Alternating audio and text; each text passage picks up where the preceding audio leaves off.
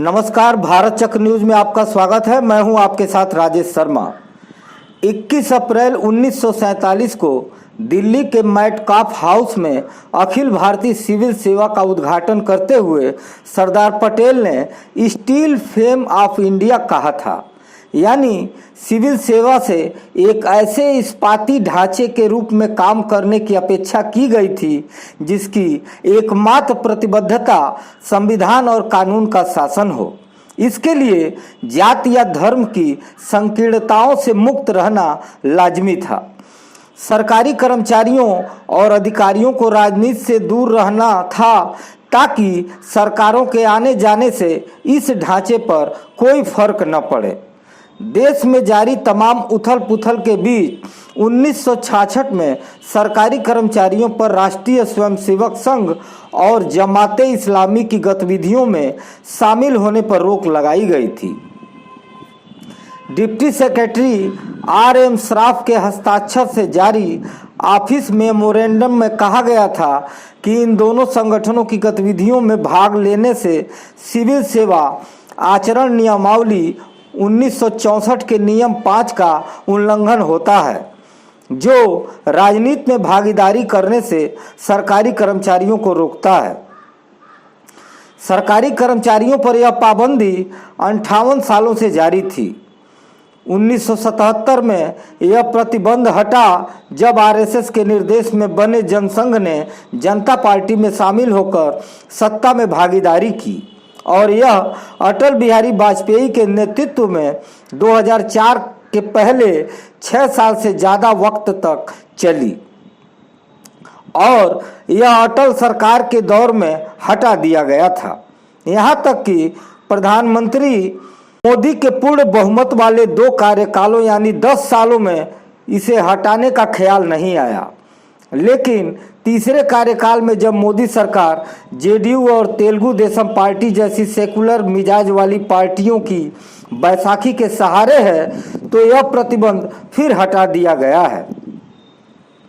इस संदर्भ में 9 जुलाई को भारत सरकार के कार्मिक एवं प्रशिक्षण विभाग के डिप्टी सेक्रेटरी की ओर से आदेश जारी हो गया है। जाहिर है यह छूट सिर्फ आरएसएस में शामिल होने को लेकर है। जमाते इस्लामी को लेकर प्रतिबंध पहले की तरह जारी रहेगा। ऐसा लगता है कि बैसाखियों के प्रति सशंकित प्रधानमंत्री नरेंद्र मोदी और यूपी के मुख्यमंत्री पद से हटाए जाने को लेकर आशंकित योगी आदित्यनाथ में ज़्यादा कट्टरवादी हिंदू नेता बनने की होड़ लगी है। पीएम योगी ने पिछले दिनों कांवड़ यात्रा की शुचिता के नाम पर प्रदेश भर की दुकानों में दुकानदारों का नाम प्रदर्शित करना जरूरी बना दिया था। मुस्लिमों को चिन्हित करने के उद्देश्य से बनाए गए इस नियम पर सुप्रीम कोर्ट ने फौरी तौर पर स्टे लगा दिया है। नरेंद्र मोदी जी ने भी आरएसएस पर लगे प्रतिबंध को हटाकर भारत को हिंदू राष्ट्र के असंवैधानिक प्रोजेक्ट में लगे आरएसएस को वैधता का नया तोहफा दिया है। आरएसएस की उनसे नाराजगी की चर्चा इन दिनों राजनीतिक गलियारों में गर्म है। यह नहीं भूलना चाहिए कि सरकारी कर्मचारी किसी भी राजनीतिक दल की गतिविधियों में शामिल नहीं हो सकते। यह नियम तब बना था जब भारत के राजनीतिक आकाश पर हर तरफ कांग्रेस ही थी, लेकिन वह भी इस नियम का अपवाद नहीं रही है। 1975 में जब इलाहाबाद हाई कोर्ट के जस्टिस जगमोहन लाल सिन्हा ने प्रधानमंत्री इंदिरा गांधी का रायबरेली से 1971 का चुनाव रद्द किया था तो सबसे बड़ा कारण सरकारी सेवा से यशपाल कपूर का इस्तीफा स्वीकार होने से पहले उनका इंदिरा गांधी का इलेक्शन एजेंट बनना था। प्रतिबंध हटाने का मतलब है कि मोदी सरकार इस तर्क को मान रही है कि आरएसएस राजनीतिक नहीं सांस्कृतिक संगठन है। इसकी शाखाओं में सरकारी कर्मचारियों का वर्दी पहनकर कदम ताल करने में कुछ भी गलत नहीं है, पर क्या सचमुच आरएसएस का राजनीति से लेना देना नहीं है या उसके विचार सांप्रदायिक नहीं है जो स्टील फेम ऑफ इंडिया में जंग लगाकर उसे कमजोर कर सकते हैं। इस संबंध में सरदार पटेल के विचार जानना उचित होगा, जिन्हें प्रधानमंत्री मोदी अपना आदर्श बताते रहते हैं और उन्हें देश का पहला प्रधानमंत्री न बनाने के लिए कांग्रेस को आए दिन कोसते रहते हैं। महात्मा गांधी की हत्या के लिए आरएसएस के बनाए हिंसक और विषाक्त माहौल को सीधे तौर पर जिम्मेदार ठहराते हुए बतौर गृह मंत्री सरदार पटेल ने उस पर प्रतिबंध लगा दिया था। 11 सितंबर सन 1948 को पटेल ने आरएसएस के सरसंघ चालक MS गोलवलकर को पत्र लिखा कि हिंदुओं को संगठित करना और उनकी सहायता करना एक बात है, लेकिन अपनी तकलीफों के लिए बेसहारा और मासूम पुरुषों, औरतों और बच्चों से बदला लेना बिल्कुल दूसरी बात है।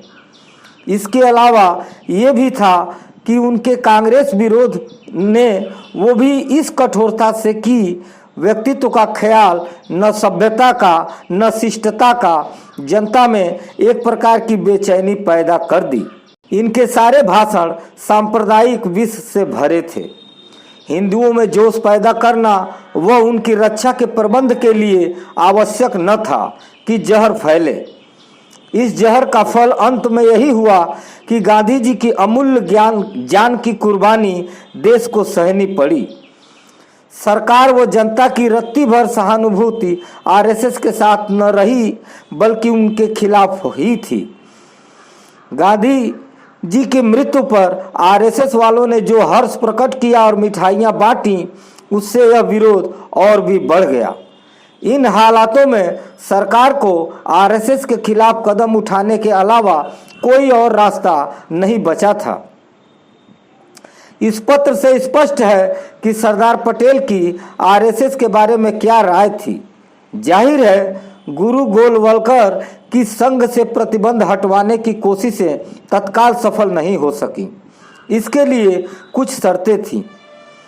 राजमोहन गांधी ने अपनी पुस्तक सरदार एक समर्पित जीवन में इन शर्तों का जिक्र किया है कि संघ अपना संविधान बनाए और उसे प्रकाशित करे, सांस्कृतिक गतिविधियों में ही संघ काम करे, हिंसा और गोपनीयता का त्याग करे, भारत के ध्वज और संविधान के प्रति वफादार रहने की शपथ ले और लोकतांत्रिक व्यवस्था बनाए। 4 फरवरी 1948 को आरएसएस पहली बार गैर कानूनी घोषित हुआ था और यह प्रतिबंध तभी हटा जब उसने सरकार की तमाम शर्तें मान ली। 11 जुलाई सन 1949 को प्रतिबंध हटाने की घोषणा करने वाली भारत सरकार की विज्ञप्ति में कहा गया था, आरएसएस के नेता ने आश्वासन दिया है कि आरएसएस के संविधान में भारत के संविधान और राष्ट्र ध्वज के प्रति निष्ठा को सुस्पष्ट कर दिया जाएगा। यह भी स्पष्ट कर दिया जाएगा कि हिंसा करने या हिंसा में विश्वास करने वाला या गुप्त तरीकों से काम करने वाले लोगों को संघ में नहीं रखा जाएगा। आरएसएस के नेता ने यह भी स्पष्ट किया है कि संविधान जनवादी तरीके से तैयार किया जाएगा। विशेष रूप से सरसंघ चालक को व्यवहारतः चुना जाएगा। संघ का कोई भी सदस्य बिना प्रतिज्ञा तोड़े किसी भी समय संघ छोड़ सकेगा और नाबालिग अपने माँ बाप की आज्ञा से ही संघ में प्रवेश पा सकेंगे। अभिभावक अपने बच्चों को संघ अधिकारियों के पास लिखित प्रार्थना पत्र करने पर संघ से हटा सकेंगे। आज की खबरों में बस इतना ही। कल फिर मिलते हैं देश दुनिया की बड़ी खबरों के साथ। आप देखते रहिए भारत चक्र न्यूज। नमस्कार, जय हिंद।